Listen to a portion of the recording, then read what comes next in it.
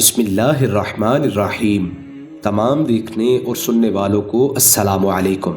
ناظرین، حضور اکرم صلی اللہ علیہ وآلہ وسلم شب معراج میں بیت المقدس کی طرف جاتے ہوئے جب مصر کے قریب ایک مقام سے گزرے تو حضور صلی اللہ علیہ وآلہ وسلم کو نہایت ہی اعلیٰ اور زبردست خوشبو آنے لگی۔ آپ صلی اللہ علیہ وآلہ وسلم نے حضرت جبریل علیہ السلام سے پوچھا کہ یہ خوشبو کیسی ہے؟ حضرت جبریل علیہ السلام نے جواب دیا کہ یہ خوشبو فرعون کی بیٹی کی باندی مشاطہ اور اس کی اولاد کی قبر سے آ رہی ہے۔ پھر حضرت جبریل علیہ السلام نے اس کا قصہ بیان کیا کہ مشاطہ فرعون کی بیٹی کی خادمہ تھی اور وہ خفیہ طور پر اسلام لا چکی تھی۔ ایک دن فرعون کی لڑکی کو کنگھی کرتے ہوئے اس کے ہاتھ سے اتفاقاً کنگھی گر پڑی۔ وہ اٹھانے لگی تو اس کی زبان سے بے ساختہ بسم اللہ نکل گیا۔ اس پر شہزادی نے کہا کہ تو نے آج عجیب کلمہ بولا ہے، رب تو میرا باپ فرعون ہے، تو پھر تم نے یہ کس کا نام لیا ہے؟ اس باندی نے جواب دیا، فرعون رب نہیں بلکہ رب وہ اللہ ہے جو مجھے، تجھے اور خود فرعون کو روزی دیتا ہے۔ شہزادی نے کہا، اچھا، یعنی تو میرے باپ کے سوا کسی اور کو اپنا رب مانتی ہے؟ اس نے جواب دیا، ہاں، میرا، تیرا اور تیرے باپ کا، سب کا رب اللہ تعالیٰ ہی ہے۔ شہزادی نے اس باندی کی باتیں سنی اور یہ سب حال اپنے باپ کو کہلوا دیا۔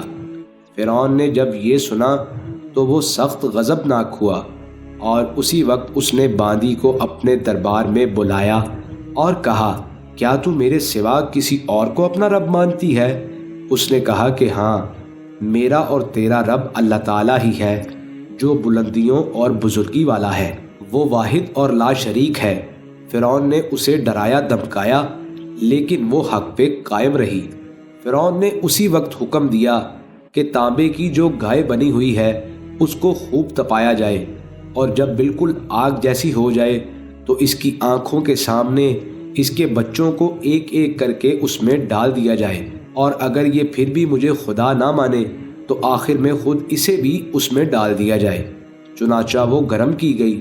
جب آگ جیسی ہو گئی تو حکم دیا کہ اس کے بچوں کو ایک ایک کر کے اس میں ڈالنا شروع کرو۔ ماں کی ممتا تڑپ اٹھی۔ اس نے کہا، فرعون، بس میری ایک درخواست منظور کر لینا، وہ یہ کہ میری اور میرے ان بچوں کی ہڈیاں ایک ہی جگہ دفنا دینا۔ اس نے کہا، اچھا، تیرے کچھ حقوق ہمارے ذمہ ہیں، اس لیے تیری یہ بات منظور ہے۔ اس کی دونوں بچیاں اس کی آنکھوں کے سامنے اس میں ڈال دی گئیں اور وہ فوراً جل کر راکھ ہو گئیں۔ پھر سب سے چھوٹے بچے کی باری آئی جو ماں کی چھاتی سے لگا ہوا دودھ پی رہا تھا۔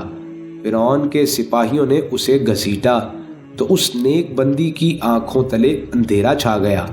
اللہ تعالیٰ نے اس بچے کو اسی وقت زبان دے دی اور اس نے با آواز بلند کہا، اماں جان، افسوس نہ کریں، اماں جان، ذرا بھی پسو پیش نہ کرو، حق پر جان دینا ہی سب سے بڑی نیکی ہے، بس تھوڑا سا صبر اور پھر جنت میں ہم سب ساتھ ہوں گے۔ باندی نے جب یہ بات سنی تو اسے صبر آ گیا۔ پھر اس بچے کو بھی آگ میں ڈال دیا گیا اور آخر میں ان کی ماں کو بھی اسی آگ میں جلا کر مار دیا گیا، اور اس جگہ اس باندی اور اس کے بچوں کی ہڈیوں کو دفن کر دیا گیا۔ یہ خوشبو کی مہکیں اسی کے جنتی محل سے آ رہی ہیں۔ سبحان اللہ۔